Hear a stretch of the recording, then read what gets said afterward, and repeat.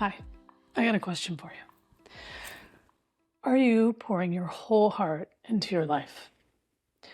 Now, I know my answer has not always been yes, but I also know that there is a deep driving force inside you that is stronger and deeper than any of your circumstances. So I'm going to ask you to just stay with me here, and I'm going to encourage you to go all in on this question. Because there's a question that you should be asking yourself pretty often, and that is, what would it be like for you to pour your whole heart into this life? What would it really, really be like? I'm willing to bet you've never even thought about it. But when you ask yourself that question, if you really look, can you sense a part of you that knows deep down that in some way you may be holding back a little? Because we all do it.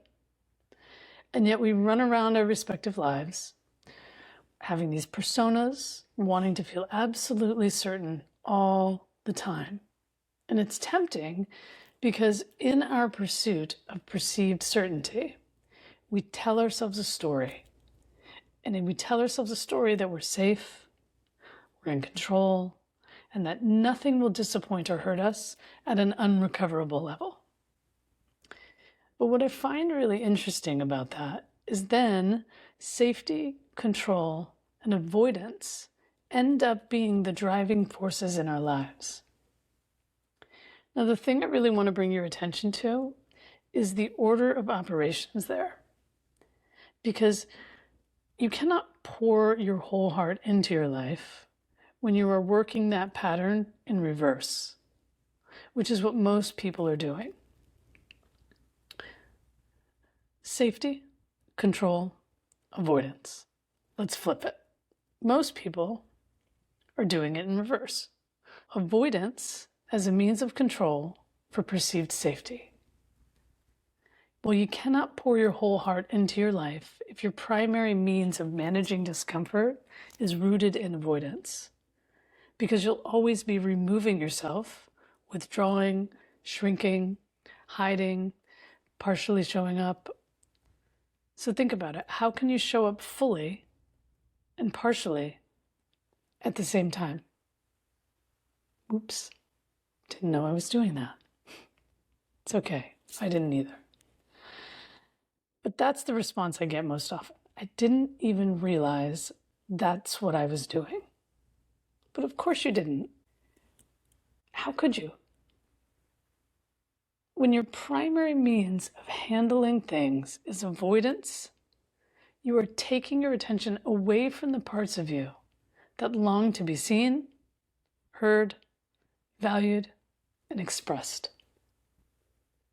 And look, I've done plenty of this in my own life.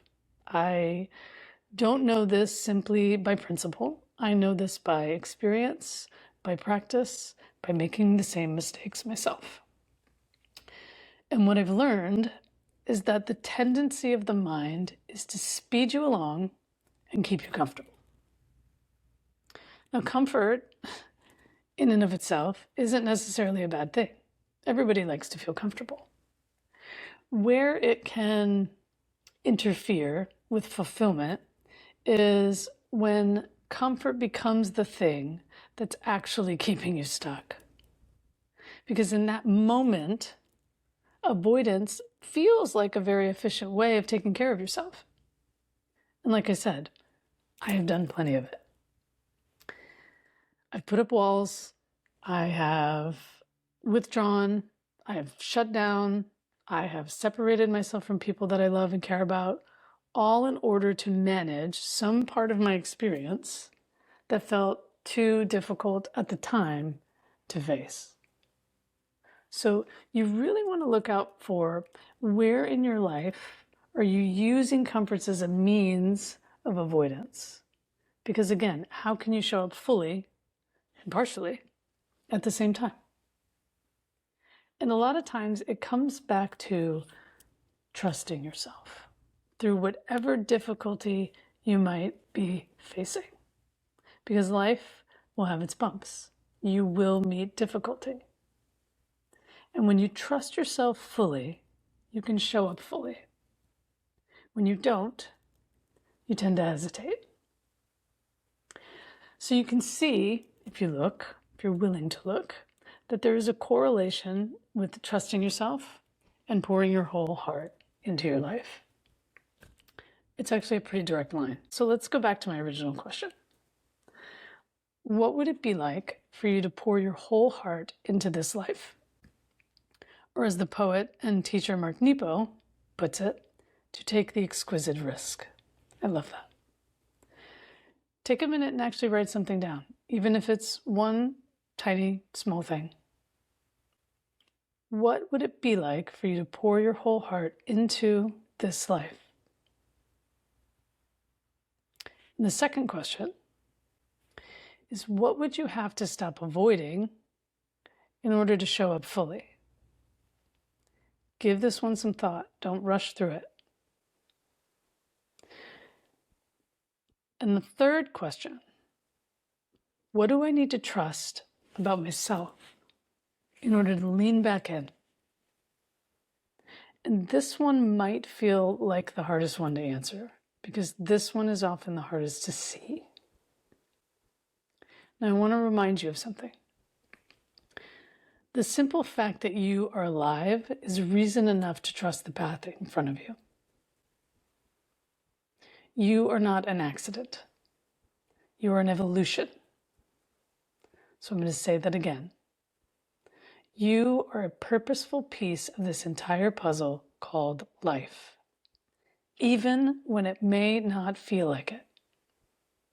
The simple fact that you are alive is reason enough to trust the path in front of you. Because without you, none of this happens the exact same way. You can pour your whole heart into this life, should you choose. The choice is yours. But what you can't get out of is the choosing itself. Freedom is not about being free from difficulty. It's choosing with your whole heart, despite the challenge of the day. It's giving up the idea that holding back your truth leaves you less exposed to life's discomforts. Freedom is recognizing the wide, open space that always, always, always exists within you. It's within you. And if you look deeply into that awareness, that is what connects you to infinite possibility. What you'll find is that there's nowhere left to hide, because you can't actually outrun yourself.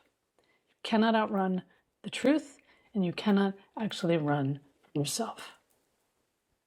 Awareness is always, always inviting you to pour your whole heart into it, because that is who you really are. And I'm going to leave you with a quote today from Mark Nepo, from his book, The Exquisite Risk. Mark says, "The exquisite risk facing each of us every day is to slow down and still our own house so that spirit can come through, to become quiet enough and open enough to listen to what truly matters, our own hearts, our loved ones, and the wonders of nature, in order to live a life with nothing held back." So ask yourself, what would it be like to pour your whole heart into this life? And let me know what you find when you get there. I'll see you on the next one.